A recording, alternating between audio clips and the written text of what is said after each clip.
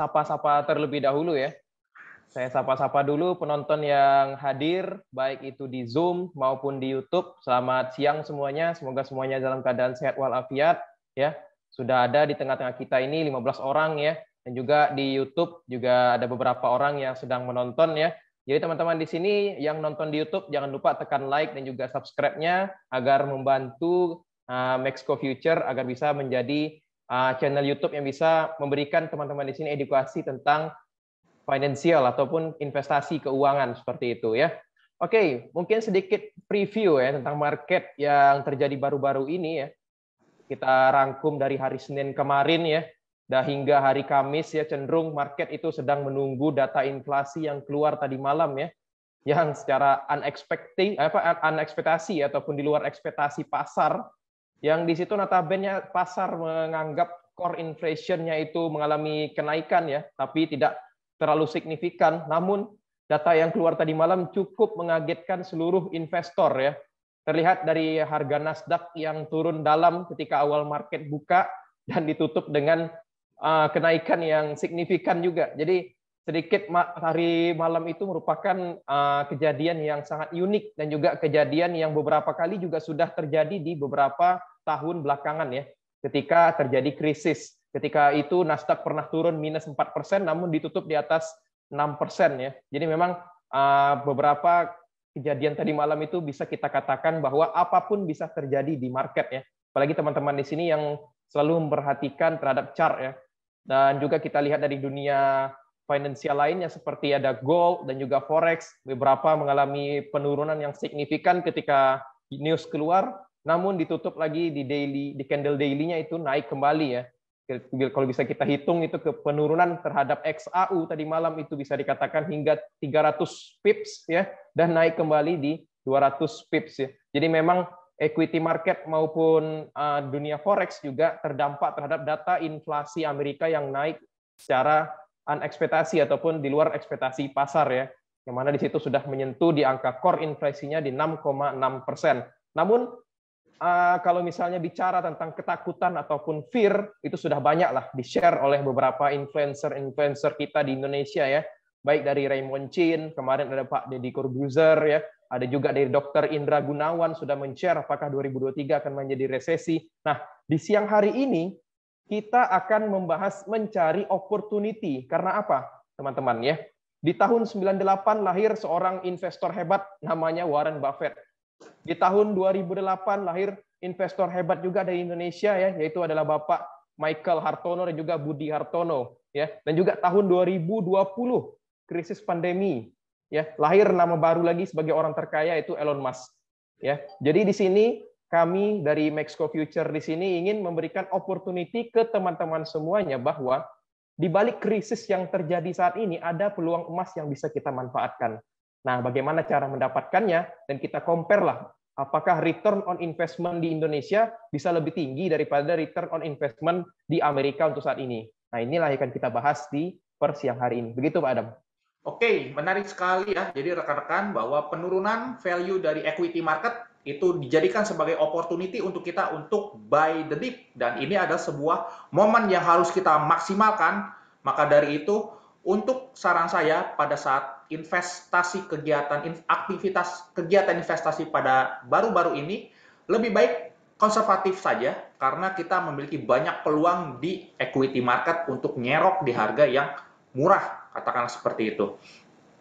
Oke, waktu dan tempatnya mungkin Pak Nanda boleh di-share mengenai materi per hari ini, tips pilih investasi apakah di Indonesia ataukah di Amerika ya, khususnya di saham.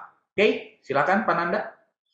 Oke, terima kasih Pak Adam atas waktu dan juga tempat yang sudah diberikan. Oke, sebelumnya saya disclaimer dulu terlebih dahulu ya.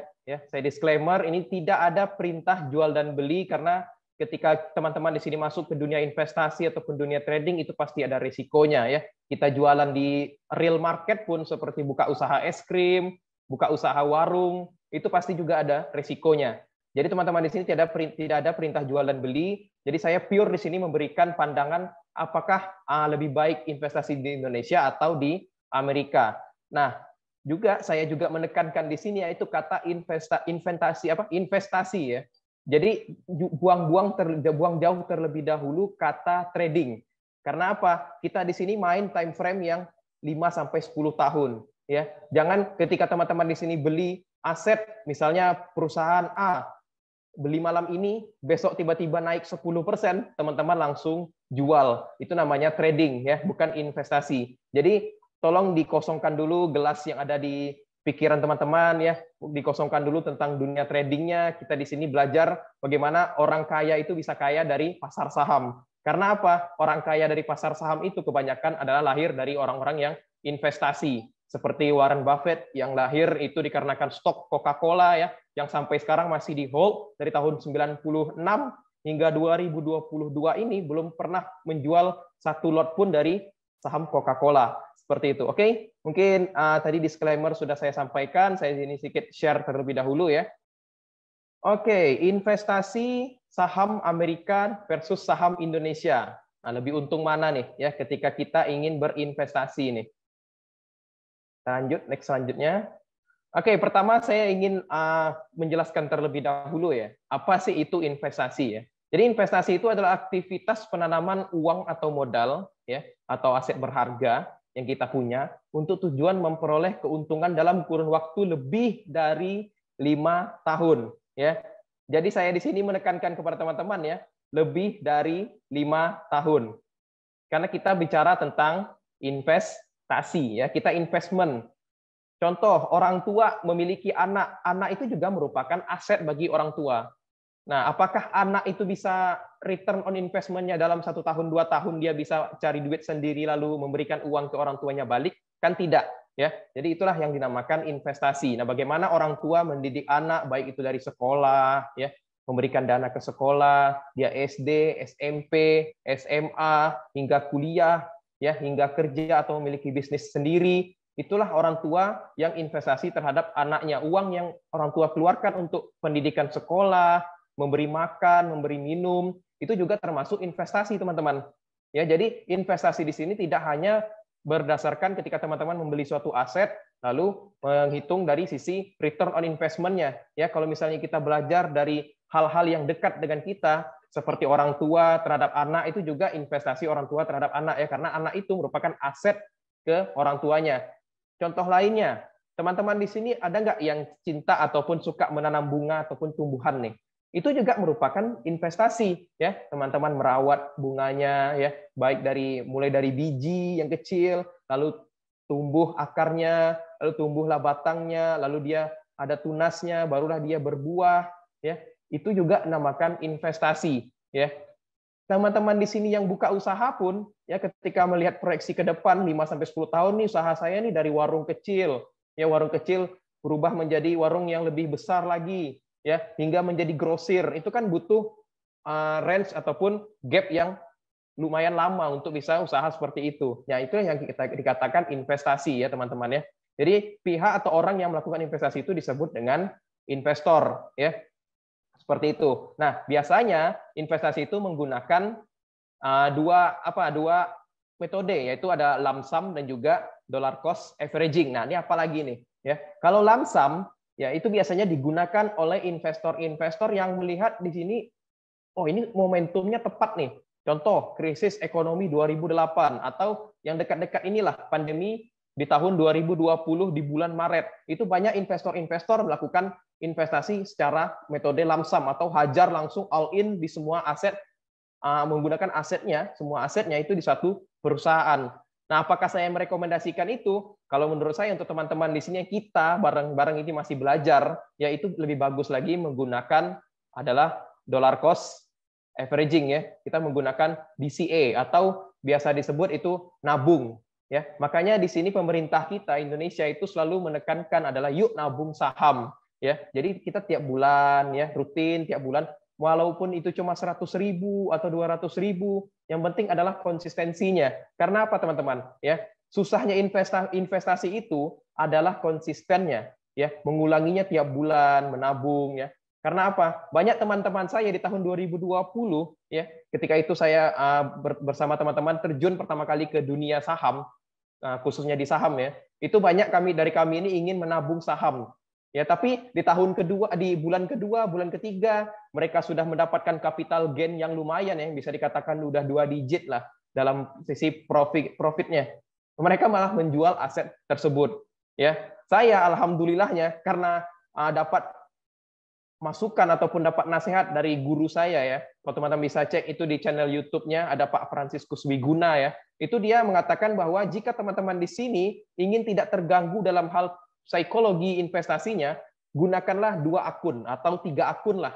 Kalau misalnya teman-teman ingin membuat suatu akun untuk investasi. Jadi satu akun ini khusus untuk investasi doang. Jadi teman-teman di sini ketika buka akun ini, taruh uang di sini, ya sudah ketika itu beli sahamnya, tinggalkan, lupakan.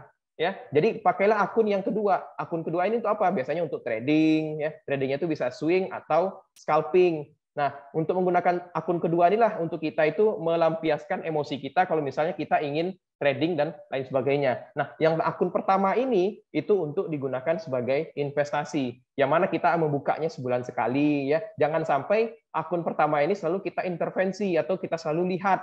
Ya, karena apa? Investasi itu balik lagi adalah belajar tentang konsisten dan juga sabar. Karena apa? Teman-teman di sini kalau misalnya dibawa floating atau dibawa minus 40-50%, tapi tidak tahu dengan aset teman-teman yang beli ini apakah bagus atau tidak, itu pasti psikologi teman-teman terganggu. Karena apa? Minus yang dalam, melihat warna merah terhadap angka yang masih floating ataupun belum dijual, itu pasti akan mempengaruhi psikologi. Jadi maksud saya di sini lebih mengarahkan untuk dollar cost averaging, karena apa? Bisa saja, karena gini ya teman-teman ya, saham itu at the end of the day ya, kalau misalnya kayak saya gambarkan ya, ini grafik ya. Jadi saham itu sebenarnya naiknya itu mengarah ke atas, tapi dalam pergerakannya dia pasti akan begini ya. Bentar naik, turun, lalu naik lagi, lalu turun lagi, lalu naik lagi ya.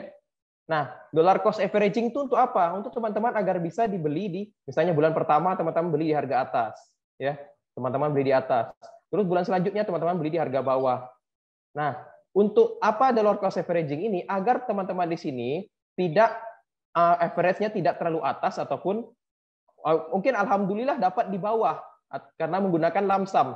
Tapi lebih bagus itu dollar cost averaging ataupun nabung karena agar rata-rata teman-teman itu bisa mengikuti arah pergerakan saham tersebut. Nah, untuk menggunakan harga saham ini ataupun untuk menggunakan untuk mencari perusahaan-perusahaan yang bergerak seperti ini itu bagaimana? Nah, akan saya sampaikan di slide berikutnya ini ya. Jadi balik lagi teman-teman ya, kita di sini itu bukan trading tapi kita investasi seperti itu ya. Kita lanjut.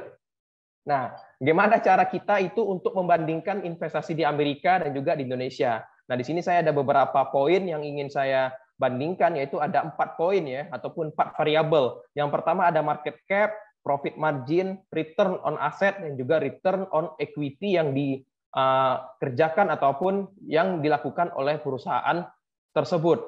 Oke, kita di sini akan membandingkan 5 perusahaan terbesar ataupun terbaik di Amerika dan juga 5 perusahaan terbaik di Indonesia tentunya ya. Kita mulai dari Apple versus BBCA ya. Oke, saya jelaskan terlebih dahulu apa sih itu market cap. Nah, market cap itu ya, contohnya seperti ini ya. Teman-teman, jika ingin mengakuisisi, oke, saya sederhanakan lagi, apa itu akuisisi? Jika teman-teman ingin memiliki saham Apple secara keseluruhan, contoh, saya menjual saham Apple, ya. Teman-teman di sini ingin membeli saham Apple ini. Nah, untuk teman-teman memiliki 100% dari saham Apple, teman-teman harus mempunyai uang sebesar 33.000 triliun. Seperti itu, ya. Jadi market cap itu adalah nilai suatu perusahaan atau besaran suatu perusahaan. Nah, sedangkan BBCA itu kalau teman-teman ingin beli itu di harga 1.020 triliun. Ya, dari sini saja yang menang siapa teman-teman? Perusahaan Apple atau BBCA? Ya, tentu dari sisi market cap Apple lebih baik. Ya, oke. Yang kedua, ya profit margin. Profit margin itu contohnya seperti ini. Ya, ketika teman-teman di sini atau saya dikasih uang sebanyak 100 juta. Dari 100 juta yang saya diterima dari investor, berapa persen saya bisa menggunakan ataupun return on kinerja saya itu berapa persen? Contoh, saya 100 juta bekerja selama 1 bulan. Ya, dari 100 juta ataupun modal 100 juta itu saya bisa mengembalikan dari 100 juta itu cuma 20 juta. Nah, 20 juta ini itu kalau misalnya dipresentasikan adalah 20% dari total investor yang diberikan atau 100 juta tadi. Nah, itu yang namanya profit margin, ya. Seperti itu. Jadi profit margin dari Apple itu sebesar 25,71%, ya. Maaf, ketutup ya, 25,71%. Sedangkan BBCA itu lebih baik, ya, 47,04%, ya. Jadi kalau misalnya di compare antara dua perusahaan ini, yang lebih baik yaitu adalah BBCA. Oke, skor masih satu sama nih, ya. Kita lanjut. Ada poin yang keempat, return on asset. Apalagi tuh Pak Nanda, return on asset. Oke, gini ya, return on asset ya, itu teman-teman memiliki aset. Aset itu apa? Contohnya rumah. Pak Nanda, tapi kalau rumah yang ditinggalin itu aset atau liability?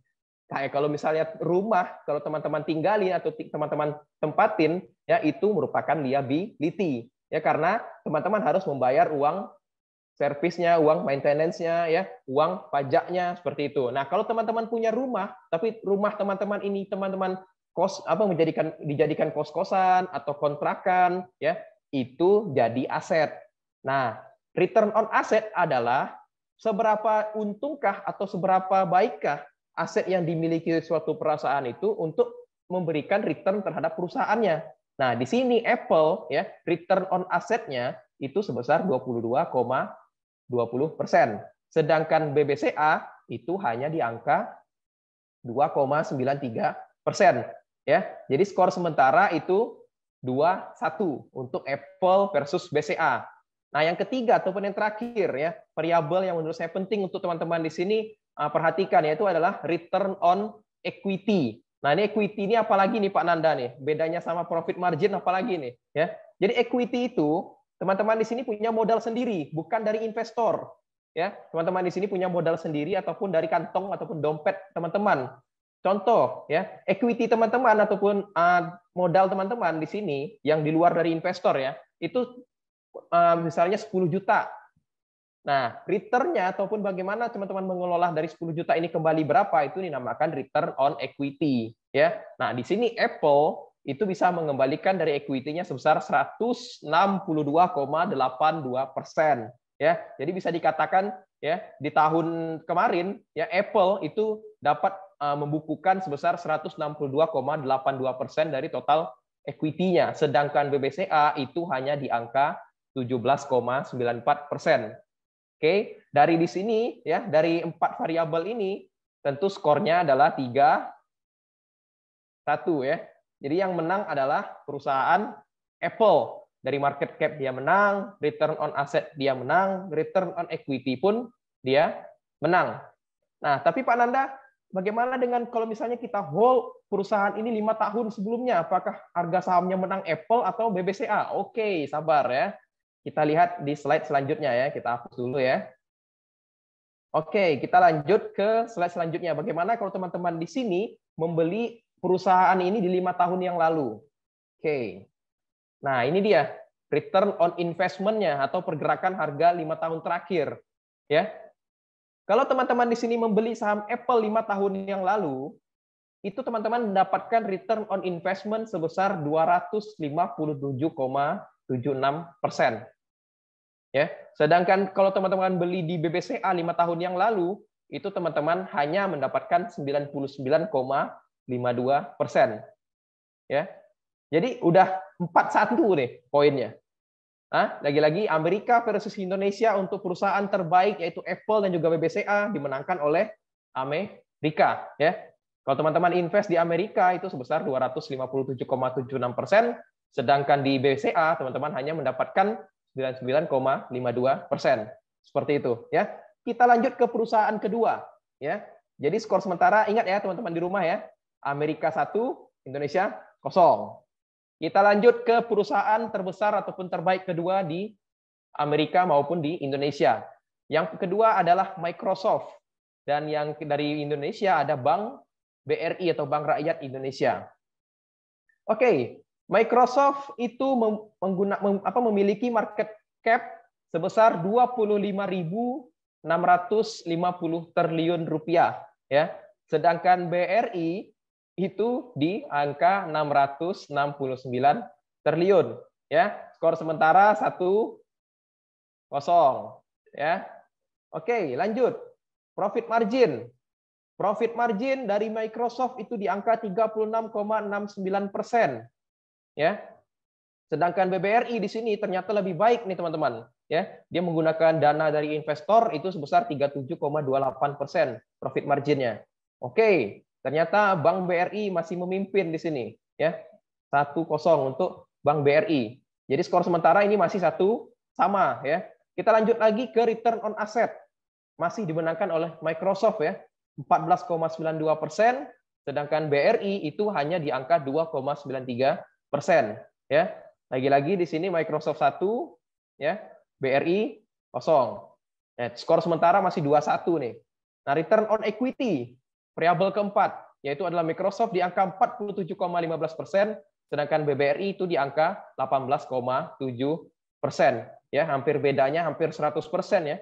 Jadi lagi-lagi Microsoft di sini memenangkan dari sisi beberapa variabel penting yang menurut saya menjadi patokan kita untuk melihat kinerja suatu perusahaan.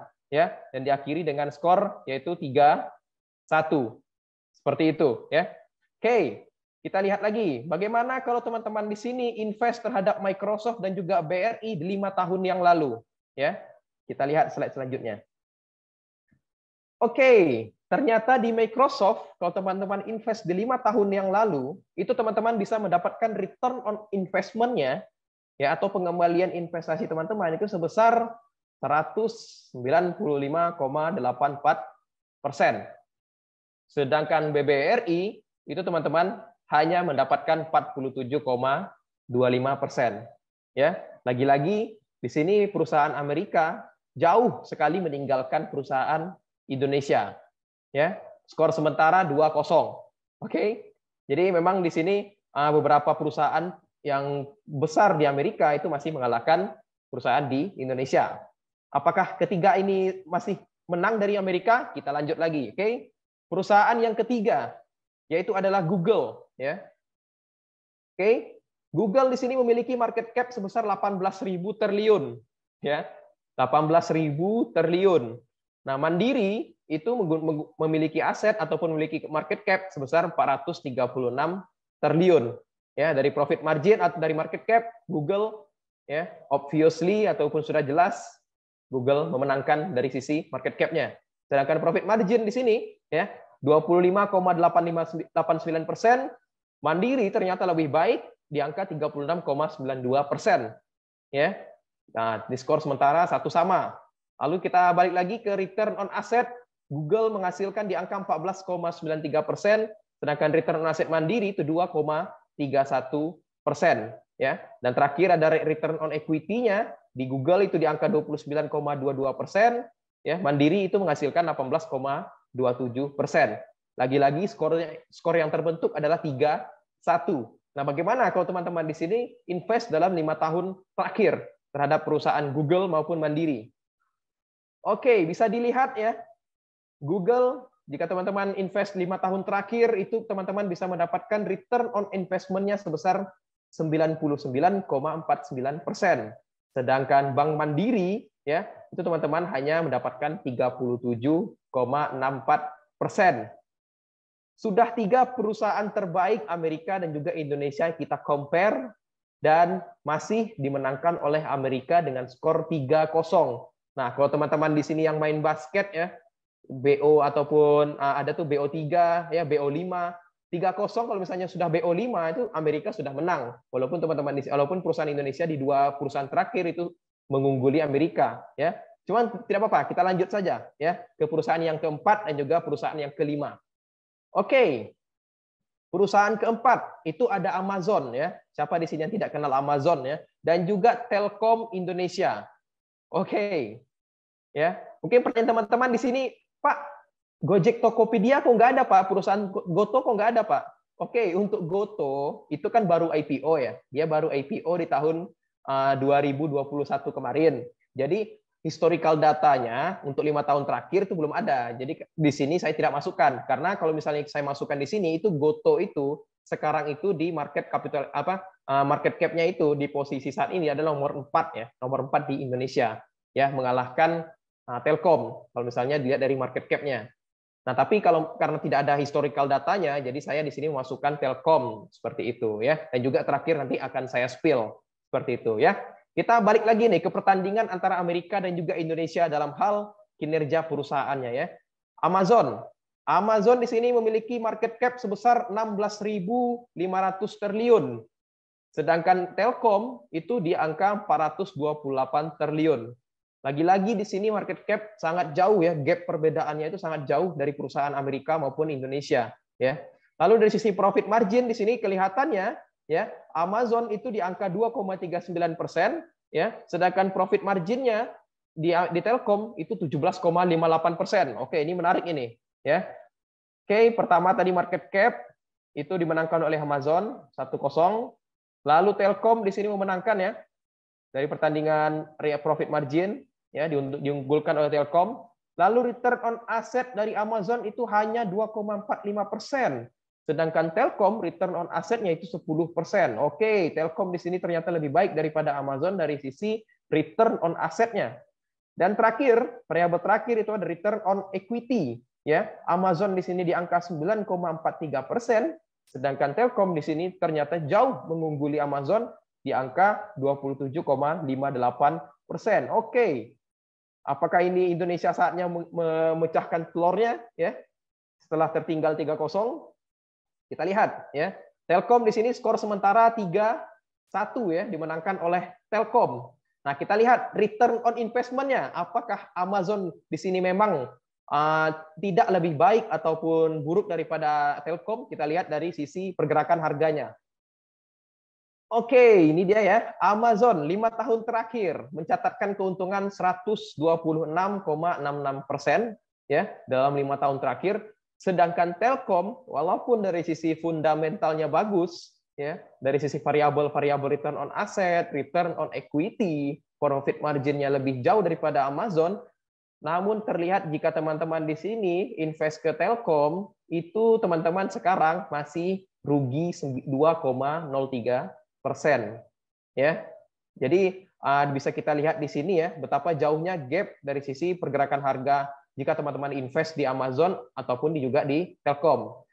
Oke, karena skornya di sini kalah Telkom, sedangkan di sini Amazon mendapatkan poin, tetap saja Telkom di sini memenangkan dari pertarungannya, yaitu sebesar 3-2.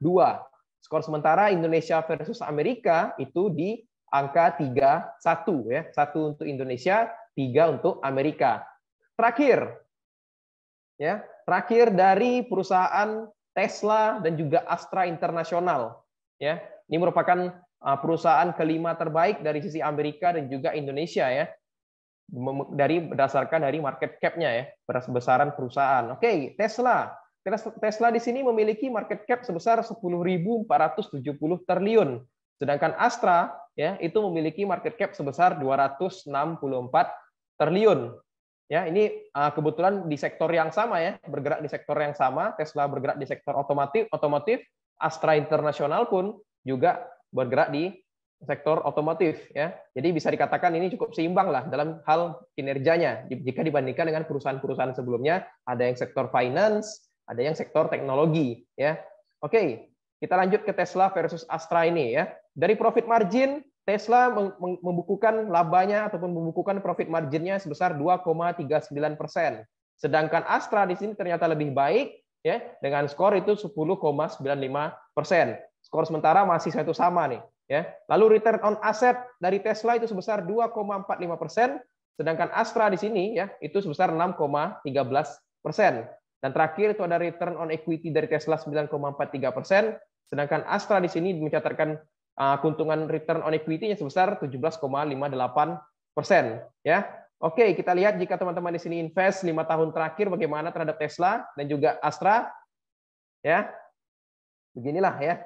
Jika Tesla teman-teman invest 5 tahun terakhir itu mencatatkan keuntungan return on investment-nya sebesar 840,76%. ya. Jadi jika teman-teman investasi 10 juta ke Tesla, ya, teman-teman duit teman-teman ataupun uang teman-teman saat ini itu sudah di angka 84 juta, ya, ataupun kalau misalnya di Astra International teman-teman di sini invest 10 juta, uang teman-teman di tahun 2022 ini itu di angka 7 juta, ya, 7.700.000, karena di sini sebesar 2.300.000, ya, dari sisi minusnya ataupun minus 23%, ya. Oke, jadi itu merupakan beberapa 5 perusahaan yang bisa kita compare terhadap bagaimana kalau misalnya kita di sini memilih investasi Indonesia maupun di Amerika, ya. Jika kita lihat di sini, ya, skornya itu adalah 4-1, ya, dimenangkan oleh Amerika, ya. Dimenangkan telak oleh Amerika baik dari sisi kinerja perusahaan, ya, dari sisi dan juga dari sisi capital gain yang kita dapatkan, seperti itu. Nah, ini terakhir, ya. Terakhir yang ingin saya sampaikan kepada teman-teman, ini merupakan memang kita itu tidak bisa menebak ataupun men-forecasting masa depan, tapi kita bisa menggunakan historical data sebelumnya itu untuk memproyeksi pergerakan harga ke depannya. Seperti itu, ya. Oke, ini merupakan historical return on investment dari S&P 500 sejak 1950. Kenapa saya di sini hanya menyampaikan ataupun mengeluarkan slide tentang Amerika? Karena kan tadi kita sudah jelas, ya, bahwa investasi di Amerika itu lebih baik daripada di Indonesia, karena dari sisi capital gain-nya itu lebih jauh banget, ya, selisih gap-nya daripada di Indonesia. Jadi saya di sini hanya menjelaskan dari sisi S&P 500, ya. Oke, untuk bisa kita pahami di sini, ya, di tahun 2000 ketika krisis tahun 61, ya, hingga tahun 62 itu S&P 500 cenderung turun di minus 28%. Ya, ketika sudah recovery ataupun ekonomi sudah membaik, itu di tahun pertama S&P 500 bisa mencatatkan kenaikan di angka 31,2%. 3 tahun selanjutnya ada di angka 69%, 5 tahun selanjutnya di angka 94%, ya, dan di 10 tahun kemudian, ya, di angka 171,1%. Ya, teman-teman di sini bisa lihat lah, ya. Dari angka ini saja, ya, dari beberapa angka-angka yang sudah dipaparkan dari historical data ini, ya, itu bisa mencatatkan laba ataupun keuntungan yang sangat lumayan, ya, jika kita hold saham-saham di Amerika itu 5 sampai 10 tahun mendatang. Karena apa, teman-teman, ya? Oke, saya di sini izin untuk keluar slide dulu, ya. Bentar.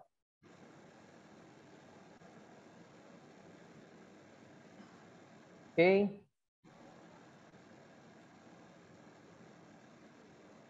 Mohon maaf, itu mic siapa ya? Tolong di off-in dulu dong.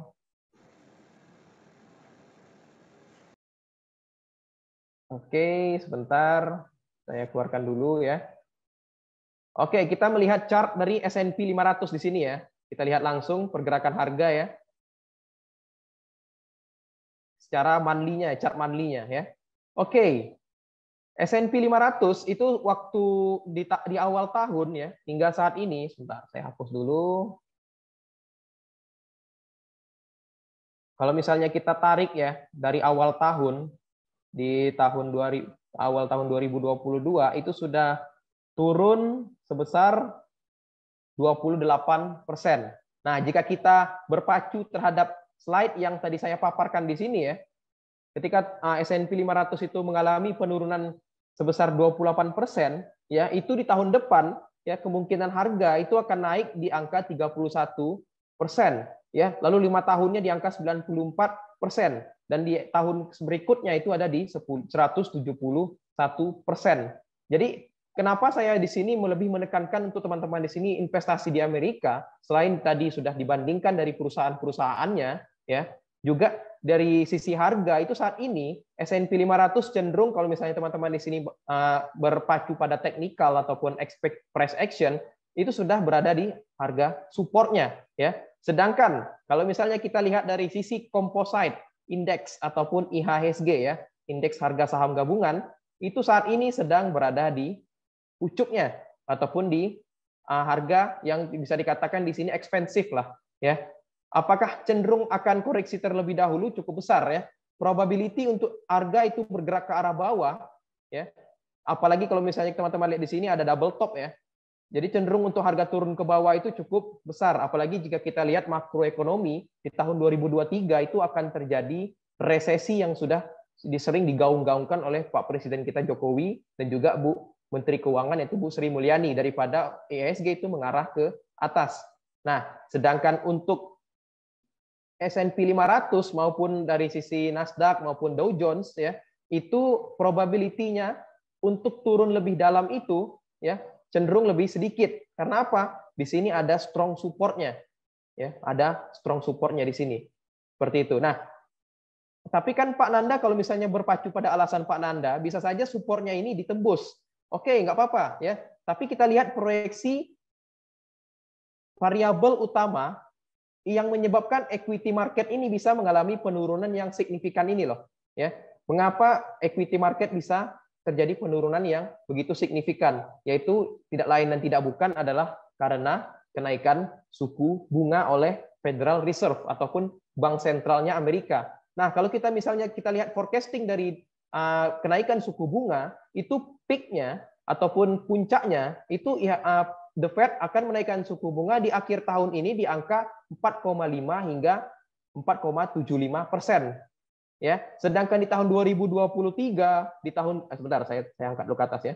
Nah, ya di tahun 2023, di tahun 2024, di tahun 2025 dan begitupun tahun-tahun berikutnya itu Federal Reserve lebih cenderung menurunkan suku bunga. Ya. Jadi variabel utamanya saja di tahun depan hingga beberapa tahun ke depan lagi itu akan turun. Nah, inilah waktu ketika naik ini ya karena apa? Ketika suku bunga naik ya, itu pasti equity market akan bergerak turun karena dia bersifat berkebalikan ya. Nah, ketika si suku bunga ini sudah cenderung melandai turun ya di tahun depan, tentu equity market pasti akan mulai bergerak naik. Jadi kita manfaatkanlah ketika kenaikan suku bunga ini itu untuk membeli saham-saham yang murah ataupun perusahaan-perusahaan yang murah di Amerika. Seperti itu. Nah, apa saja perusahaannya, teman-teman bisa searching ataupun bisa riset sendiri ya. Karena di sini saya hanya memberikan pandangan bagaimana jika teman-teman di sini invest di Indonesia maupun di Amerika. Seperti itu ya. Jadi balik lagi, jika kita mengacu variabel utama penyebab dari turunnya equity market di Amerika saat ini itu pure dikarenakan memang suku bunga yang tinggi. Nah, lalu pertanyaannya seperti ini ya. Pak Nanda, tadi malam adalah pengumuman suku bunga ya. Lalu pengumuman dari suku bunga itu mohon maaf, pengumuman suku bunga lagi, pengumuman inflasi ya. Ketika pengumuman inflasi itu di atas angka konsensusnya. Lalu kenapa mengapa Nasdaq ataupun Wall Street ditutup di area hijau? Nah, itu pertanyaan selanjutnya kan? Ya, karena apa teman-teman? Ya, itu tadi. Karena harga saat ini itu sudah dikatakan under value loh, ya. Kalau misalnya teman-teman lihat dari Nasdaq, nah, ya, di sini harga sudah berada di low-nya di tahun 2020. Jadi wajar ada ketika harga turun dalam tadi malam 2%, lalu ditarik lagi ke atas dan ditutup di atas 2%. Seperti itu ya. Oke, mungkin saya sudah cukup panjang menjelaskan materi pada siang hari ini. Ada teman-teman yang ingin bertanya terlebih dahulu? Mohon maaf saya keasikan ya. Ya, mungkin seperti itu. Oke, menarik sekali ya Pak Nanda. Mungkin bisa minum dulu, saya akan bacakan mengenai pertanyaan beberapa dari partisipan di sini ya. Menarik sekali bahwa di sini ada yang bertanya dari Pak Nugraha. Perbandingannya apa Apple to Apple itu Pak? Misalkan Apple versus BBCA. Kalau misalkan Citigroup dengan BCA itu bagaimana Pak? Nah, ini menarik nih. Tadi kan Apple dengan BBCA. Sekarang bertanya nih Citigroup dengan BCA. Nah, mungkin menarik nih untuk dikupas. Gimana? Oke, memang dari awal saya sudah katakan ya, ada sektor teknologi sebenarnya tidak sinkron jika kita compare dengan sektor finance karena pasti marketnya pasti berbeda. Cuma balik lagi, saya di sini menekankan 5 perusahaan terbaik ya, terbaik dari Amerika, terbaik di Indonesia. Karena apa? Indonesia saat ini itu memang disebut sebagai negara finance. Yang baik itu sampai saat ini itu masih di sektor finance-nya. Blue chip-nya itu masih sektor perbankan ya. Berbeda dengan Apple ataupun berbeda dengan Amerika. Amerika saat ini itu blue chip-nya itu sudah diisi oleh perusahaan-perusahaan teknologi Ya, oke. Kalau misalnya Pak Nugraha di sini meminta untuk saya mengcompare dengan Citigroup, ya, bagaimana? Oke, mungkin saya akan share screen terlebih dahulu ya. Untuk Citigroup bisa kita lihat saja ya. Nah, kalau teman-teman mau lihat dari sisi fundamental, teman-teman bisa share di Yahoo Finance ya. Oke, Citigroup kita lihat berapa market cap-nya? 53,18 billion US dollar. Ya, kalau misalnya di compare dengan rupiah, pasti sudah di atas dari harga BBCA ya. 83,1 billion ini sebesar berapa triliun itu? Ya, teman-teman research saja ataupun kalkulator saja lah ya. Lalu kita compare lagi dari sisi profit margin-nya. Oke, profit margin Citigroup itu di angka 23,11% ya, di atas dari BBCA ya, mohon maaf, di bawah dari BBCA. BBCA di sini profit marginnya dari sisi 47,04% ya. Sedangkan return on asset dari Citigroup itu di angka 0,72% ya. Lagi-lagi BBCA memenangkan dari sisi return on assetnya ya. Dan juga kalau misalnya dari return on equity itu Citigroup menghasilkan 8,43%. Sedangkan BBCA di sini itu di angka 17,94%. Nah, kalau teman-teman di sini ingin invest di sektor finance, ya, memang BBCA lebih baik daripada Citigroup. Cuma kalau misalnya teman-teman di sini bertanya, karena di sini Pak Nugraha bertanya tentang Citigroup compare BBCA, memang BBCA menang. Tapi kalau misalnya Pak Nugraha bertanya, Pak, kalau misalnya saya ingin investasi di sektor finance, apakah bank yang terbaik di Amerika saat ini? Kalau misalnya saya boleh jawab, bank terbaik di Amerika saat ini itu adalah JP Morgan ya. Nah, kalau misalnya kita lihat JP Morgan di sini, ya, market cap-nya saat ini itu di angka 320,7 billion dolar ya, jauh di atas Citigroup ya. Citigroup di sini hanya 78,3, sedangkan JP Morgan itu di 320 billion dolar ya. Lalu dari kita lanjut ke profit margin yang dihasilkan oleh JP Morgan itu berapa? Oke, JP Morgan masih sini masih profit marginnya itu 32,36. Jadi bank terbaik di Amerika saat ini itu di JP Morgan ya.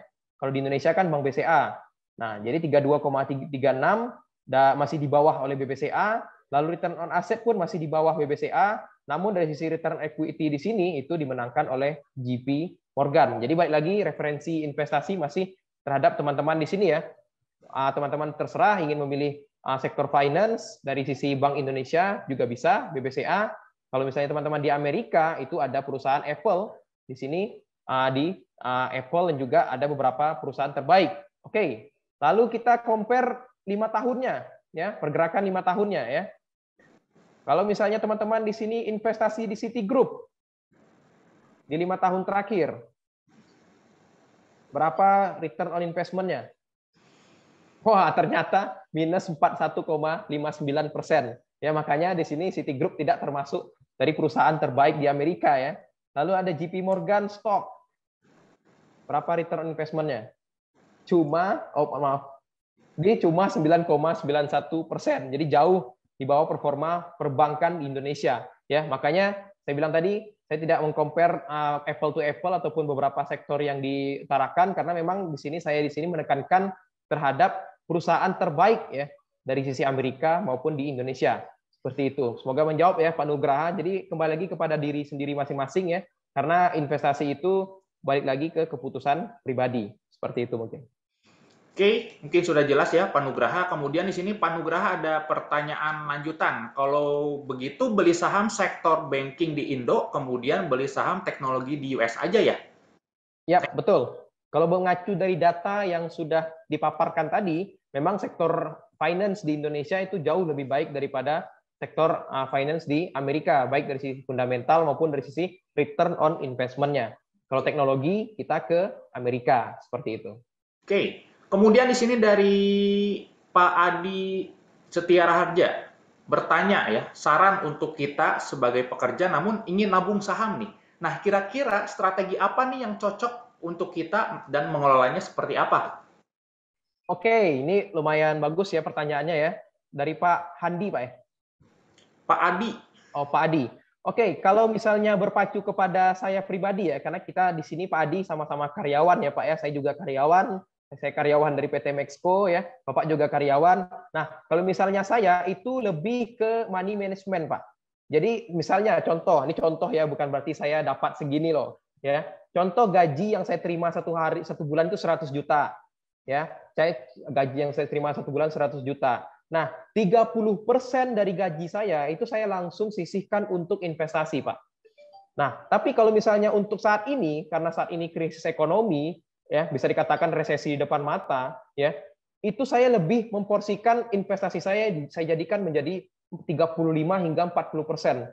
Seperti itu. Karena apa? Saya pribadi itu orangnya tidak terlalu suka belanja dan juga saya juga tidak terlalu suka spend money terlalu banyak. Jadi saya lebih meningkatkan money management yang saya punya itu untuk investasi. Ya, tapi Pak Nanda, apakah kalau misalnya kita terlalu banyak menaruh uang di aset yang berisiko itu juga risikonya tinggi terhadap kita? Nah, itu balik lagi ke profil masing-masing. Ya, kalau misalnya profil saya itu lebih ke agresif. Jadi semakin dalam perusahaan itu turun, semakin banyak akan saya serok. Karena saya berpacu terhadap statement investor hebat yaitu Warren Buffett ya. Be greedy when others are fearful and be fearful when others are greedy. Jadi semakin orang-orang takut, semakin orang-orang ingin jual sahamnya, saya di situ akan nyeroknya selagi saya masih punya uang dana ataupun selagi masih punya peluru lah bahasanya seperti itu. Jadi kalau untuk karyawan, jadi Pak Hadi juga harus pintar-pintar memanage uang yang dapat. Misalnya nih, karyawan kan setiap bulan pasti dapat fixed income lah. Ya. Nah, kalau bisa di krisis seperti ini carilah side hustle ataupun kerja sampingan, tingkatkan skill ya, tingkatkan ilmu ataupun leher ke atas biar bisa mendapatkan return yang lebih maksimal seperti itu. Ya, kalau saya pribadi sih 30 hingga 35% fixed income saya atau salary ataupun income saya per bulan itu saya sisihkan untuk nabung saham. Seperti itu, Pak. Sisanya baru untuk kebutuhan pribadi, baik itu makan, ya, lalu untuk liburan dan lain sebagainya, seperti itu. Mungkin seperti itu, Pak Adam. Oke, menarik sekali ya pembahasannya dan juga jawabannya mungkin sudah cukup jelas ya Pak Adi. Kalau misalkan ada yang mau bertanya lagi, silahkan. Dan kebetulan di sini ada pertanyaan lagi. Nah, mungkin bisa di-spill gak nih Pak, saham apa aja yang Bapak beli saat ini ya di US Stock mungkin ataupun di Indonesia? Ini nggak apa-apa nih Pak Adam, saya spill nama perusahaannya nih. Tidak apa-apa. Nggak apa ya? Oke. Oke, disclaimer ya, jangan sampai hal ini membuat teman-teman jadi FOMO ya, karena saya bukan siapa-siapa ya. Jadi saya di sini membeli hanya berdasarkan pengalaman di tahun 2020. Oke, jujur ya, saya sudah masuk ke dalam perusahaan Disney saat ini. Loh Pak Nanda, kenapa tidak di 5 perusahaan terbaik di Amerika tadi Pak Nanda? Ya karena saya melihat ya capital gain yang bisa saya dapatkan dari Disney, dan saya kebetulan suka dengan film Marvel, saya suka produk-produk dari Disney, Disney Plus ya, mau itu Disney Plus, mau itu Disney yang Universal ya, saya suka dengan produk-produk mereka ya, jadi saya invest ke Disney. Jadi satu perusahaan sih baru saya masuk dalam perusahaan tersebut, dan average saya itu di angka 93,10 dolar. Saya baru cicilan pertama ya di Disney, bulan depan akan saya serok lagi. Jadi saya berharap kenaikan suku bunga di bulan depan 75 basis point itu membuat saham saya turun. Loh, kok gitu Pak Nanda? Ya karena apa? Saya di sini invest itu untuk 5 tahun. Kalau misalnya saya sudah invest baru 1 bulan, tapi harganya naik 100%, ya saya bingung kan jadinya. Ya, kok baru cicilan pertama sudah naik 100% ya. Jadi nggak enak gitu. Jadi saya berharap yuk turun lagi. Saya berharap malah harga Disney itu bisa saya dapatkan di angka 80 dolar per lotnya. Ya, saat ini tuh di harga Disney itu di angka 94 hingga 95 seperti itu. Jadi saya masih masuk saya itu Disney, lalu watchlist itu adalah Baba dan juga Meta. Seperti itu Pak Adam. Oke, mungkin sudah jelas ya Pak. Oh iya, satu Pak Adam ya, saham Indo Pak ya. Kalau saham Indo saya tidak megang. Karena saham Indo saat ini itu sudah terlalu overpriced menurut saya. Oke. Jadi saya lebih baik saham Amerika. Betul, sangat setuju. Saya juga kebetulan ada beberapa pegang di US Stock juga. karena mengincar pergerakan ekspansif yang lebih agresif ya ke depannya, karena kita tahu harganya sangat diskon besar-besaran. Oke, mungkin sudah jelas ya Kak Nova Lewis di sini, dan kebetulan tidak ada pertanyaan lagi, maka dari itu untuk webinar pada sesi hari ini mengenai tips pilih antara investasi di saham Indo ataupun US, kita akhiri. Terima kasih, semoga bermanfaat. Selamat siang.